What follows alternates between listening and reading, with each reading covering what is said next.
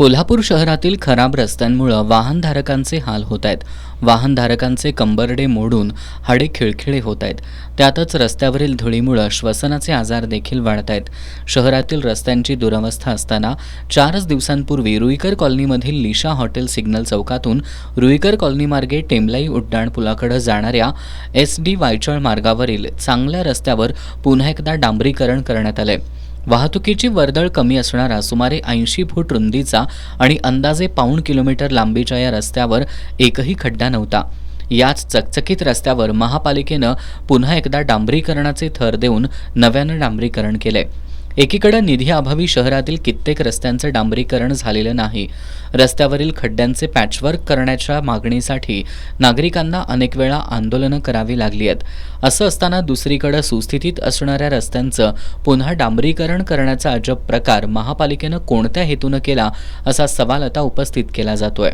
अतिशय चांगला आणि चकचकीत रस्त्यावर पुन्हा डांबरीकरण करायचं काय गौड बंगाला आहे हे महापालिकेच्या अधिकाऱ्यांनाच माहीत। शहरामध्ये अतिशय बिकट अवस्था आहे, धुळीचं साम्राज्य आहे। या रस्त्यावरून जाताना एकही खड्डा नव्हता। रस्त्याच्या दोन्ही बाजूला दुभाजक असणारे पांढरे पट्टे, मध्य भागामध्ये रिफ्लेक्टर आणि धुळीचा कुठलाही लवलेश नसणारा हा रस्ता पुन्हा डांबरीकरण करायचं काय गौड बंगाला आहे हे या प्रशासनालाच माहीत। महापालिकेच्या प्रशासक के मंजुलक्ष्मी यांचंही याकडे दुर्लक्ष होत असल्याचा आरोप करण्यात येतोय। निधी आणून आम्ही शहरासाठी काहीतरी करतोय हे दाखवून केवळ जनतेचा पैसा लुटण्याचं काम केलं जात असल्याचा आरोप होतोय।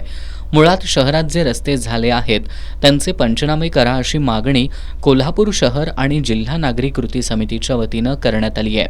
हा रस्ता बेसिक अतिशय चांगला असताना त्याच्यावर परत फायनल लेअर मारून फक्त भ्रष्टाचाराचं कुराण कसं असते त्याचा हा नमुना आहे।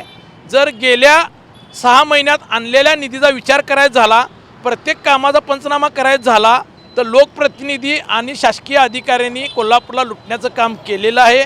आणि याचं जिवंत उदाहरणं आपण वेगवेगळ्या ठिकाणी जी उद्घाटनं झाली त्या कामांचा पंचनामा करा, म्हणजे आपल्या ते निदर्शनास येईल।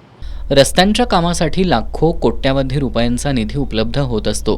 आलेला निधी कुठेतरी खर्च करून त्यातून भ्रष्टाचार करायचा असा हा प्रकार सुरू आहे की काय अशी शंका शहरवासियांमधून व्यक्त होतीये।